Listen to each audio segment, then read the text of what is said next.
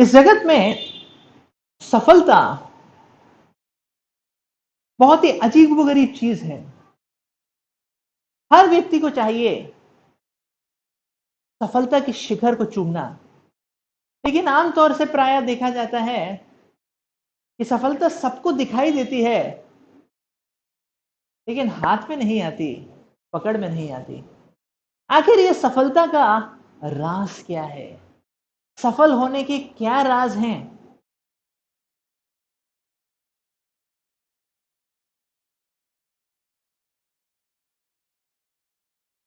तो जिस प्रकार से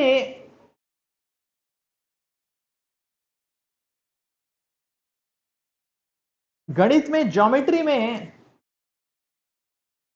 यदि हम 3 डायमेंशन की बात करें तो हमारे संपूर्ण जगत का माप ले सकते हैं, हमारे संपूर्ण जगत के बारे में समझ सकते हैं। तो उसी प्रकार से सफलता के ये 3 डायमेंशनल या 3 राज के ऊपर विश्लेषण, मनन और पालन करना आवश्यक है। सफलता का पहला राज है डिस्क्रिमिनेटिव विजन। हमारा दृष्टिकोण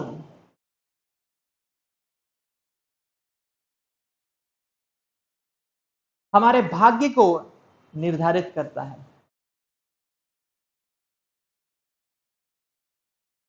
तो चर्म चक्षु तो हर एक के सामान्यतः एक ही जैसे होते हैं, लेकिन एक व्यक्ति को दूसरे से क्या, कौन सी बात है जो भिन्न करती है? वो है व्यक्ति का दृष्टिकोण।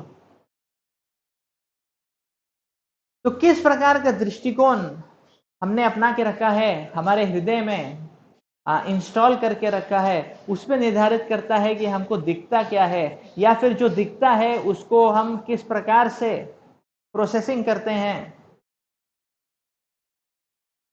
और फिर किस प्रकार के कार्य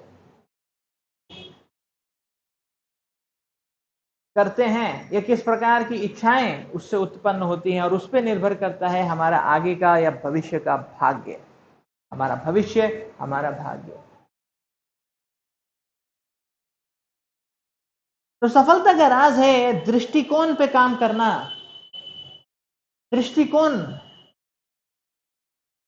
तो दृष्टिकोण को ठीक करना आना चाहिए। जैसे कि किसी मशीन को ऑपरेट करने से पहले, अब मान लीजिए कैमरा है, उसको ऑपरेट करना है, उसको इस्तेमाल करने से पहले कैमरा को फोकस करना आना चाहिए। यदि कैमरा है एसएलआर लेकिन फोकस करना नहीं आता, तो जो चित्र निकलेगा वो धुंधला धुंधला निकलेगा। हम बोलेंगे नहीं, अरे लाखों का कैमरा है, कैमरा की क्षमता तो बहुत ज्यादा है, अरे क्षमता से क्या फायदा, लेकिन आपने फोकस ही नहीं किया। तो फोकस करने का इंजीनियरिंग, वो है दृष्टिकोण को ठीक करने का इंजीनियरिंग। तो हम जिस प्रकार का दृष्टिकोण चाहते हैं वैसे बना सकते हैं। तो इसीलिए हम बोल रहे हैं इंजीनियरिंग, दृष्टिकोण का इंजीनियरिंग। तो दृष्टिकोण होना चाहिए डिस्क्रिमिनेटिव, ऐसा दृष्टिकोण जो परख कर सके, जो टटोल सके, जो भेद कर सके, सही और गलत का भेद कर सके।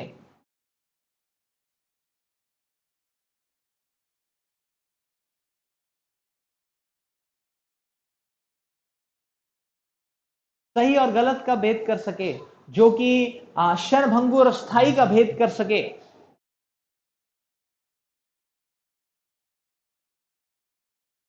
जो कि दूरदर्शी की परख कर सके या दूरदर्शिता की परख कर सके। तो ऐसा दृष्टिकोण होना बहुत ही अनिवार्य है। हम देखेंगे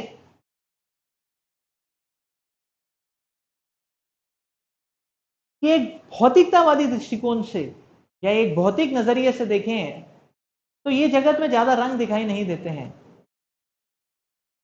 भौतिक आ, एक भौतिकतावादी दृष्टिकोण से ये जगत फीका ही है, या ऐसा बोला जाए कि ये जगत ब्लैक एंड व्हाइट है। तो रंग है लेकिन बेरंग है। तो बेरंग तरीके के रंग हैं, ब्लैक एंड व्हाइट स्केल है। तो ब्लैक और व्हाइट के शेड्स में ग्रे तो आता है, लेकिन ब्लैक है व्हाइट है उसी का मिश्रण है और कुछ। तो शास्त्र बताते हैं ब्लैक एंड व्हाइट क्या है। शास्त्र बताते हैं ब्लैक यानी कि काला रंग। काला रंग प्रतीक है निराशाओं का, दुख का, व्याधियों का, त्रुटियों का, शोक का। तो आमतौर से देखा जाता है कि हम काफी समय शोकमग्न रहते हैं, विलाप करते रहते हैं, आलाप विलाप, दुखों का, त्रुटियों का, डर का, दहशत का, इनसिक्योरिटी का विलाप करते हैं, शोक में रहते हैं। तो ये है ब्लैक। और व्हाइट क्या है? व्हाइट प्रतीक है स्वप्न का। तो व्यक्ति स्वप्न अवस्था का, हम देखते हैं कि काफी समय हम स्वप्न में लगा देते हैं। निद्रा तो एक बात हो गई, लेकिन स्वप्न में इच्छाएं, आशाएं, काश ऐसा हो जाए, वैसा हो तो कितना अच्छा होगा, ये होगा तो बहुत अच्छा हो जाएगा, वो होगा तो बहुत अच्छा हो जाएगा। तो स्वप्न जो है आशाएं, और वो आशाएं, वो इच्छाएं, वो इच्छाएं आशाएं ऐसे उसको इच्छाओं और आशाओं को व्यक्ति टटोलता रहता है, टटोलता रहता है, और इस प्रकार से उत्पन्न होती है तृष्णा। तो या तो व्यक्ति शोकग्रस्त रहता है या व्यक्ति तृष्णा में जलता रहता है। तो ये है black and white. Black and white, काला सफेद, ब्लैक एंड व्हाइट। तो अब यदि हम आध्यात्मिक दृष्टिकोण को अपनाते हैं, भगवान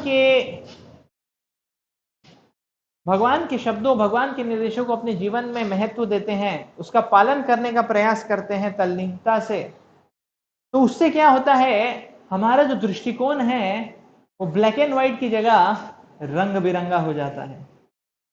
सृष्टि के अनेक अनेक रंग हमको दिखने लग जाते हैं।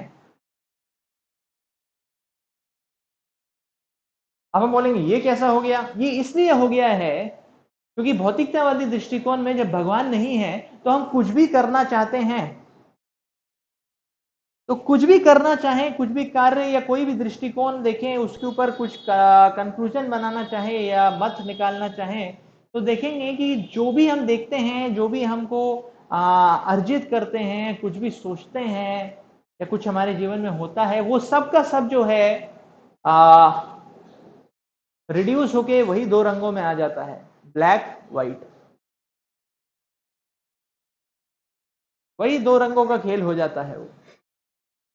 लेकिन जब हम भगवान की सेवा करते हैं, भगवान की प्रसन्नता को अपना कार्य का उद्देश्य बनाते हैं, तो ऐसे प्रेम के आदान प्रदान और सेवा भाव से युक्त होके जब ऐसा व्यक्ति, शरणागत व्यक्ति ये भौतिक परिस्थितियों को देखता है, तो अब उसको सफलता मिले ना मिले, क्या हो ना हो, उससे उसको ज्यादा फर्क नहीं पड़ता है। तो वो परिस्थिति जो है ब्लैक एंड व्हाइट के मापदंड में सीमित नहीं होती है, क्योंकि अब व्यक्ति वो परिस्थिति को देखता है कि इस परिस्थिति में मैं कैसे भगवान के प्रति प्रेम का आदान प्रदान कर सकता हूं। और जब प्रेम रस के आदान प्रदान की बात आती है तो ब्लैक एंड व्हाइट नहीं रहता है, काला सफेद वाला हिसाब मापदंड काम नहीं करता है, तो जीवन जो है रंग बिरंगा हो जाता है। तो ऐसा व्यक्ति, ऐसा शरणागत व्यक्ति यदि सफल हो जाए तो भी उसको ज्यादा फर्क नहीं पड़ता है, और यदि विफल हो जाए तो भी फर्क नहीं पड़ता है। वो केवल भगवान की सेवा करना चाहता है। जो भी परिस्थिति, जो भी मौका, जो भी अपॉर्चुनिटी उसको मिले, उसमें वो भगवान की सेवा करना चाहता है। तो इस प्रकार से हम देखते हैं कि आध्यात्मिक दृष्टिकोण से जीवन जो है रंग बिरंगा हो जाता है, क्योंकि भगवान के प्रति आदान प्रदान भगवान के प्रति आदान प्रदान का महत्व और उसका महत्व बढ़ जाता है। और इसीलिए जो अलग अलग अलग लिखने वाली पृथक पृथक परिस्थितियां जो हैं काले सफेद के मापदंड में फिट नहीं होती हैं, वो रंग बिरंगी हो जाती हैं। तो व्यक्ति को कुछ भी परिस्थिति हो जाए उसमें वो ऐसा एक भक्त देखता है कि वो किसी भी परिस्थिति में भगवान की सेवा कर सकता है। तो इसीलिए अलग अलग रंगों का आस्वादन करने लगता है ऐसा व्यक्ति। तो शास्त्र के सिद्धांतों या भगवान के दिव्य उपदेश की प्रामाणिकता की प्रामाणिकता का एहसास हमको होता है समय के द्वारा। तो क्या है प्रामाणिकता? कैसे पता करें प्रामाणिकता शास्त्र के वचनों की? समय के द्वारा। तो यदि हम एक कम समय या कम अवधि के लिए देखें तो शास्त्र के नियम या शास्त्र के वचनों का प्रभाव इतना जल्दी दिखाई नहीं देता है। लेकिन हम दूरदर्शी दृष्टिकोण से देखें, समय को लंबे समय में देखें तो शास्त्र का एक एक वाक्य महावाक्य की तरह साबित होता है। तो इसीलिए हम देखेंगे एक भौतिकतावादी व्यक्ति जैसे जैसे जीवन में आगे बढ़ता है और ज्यादा भ्रमित होता जाता है, उसके आगे और अंधकार और धुंध छाने लगता है। लेकिन एक भक्त जो है जैसे जैसे अग्रसर होता है जीवन में और अधिक अधिक वो उसका कॉन्फिडेंट हो जाता है, उनका विश्वास और दृष्टिकोण की स्पष्टता बढ़ती चली जाती है। तो इस प्रकार से एक दूरदर्शी दृष्टिकोण से हम समझ सकते हैं कि क्या करना है क्या नहीं करना है।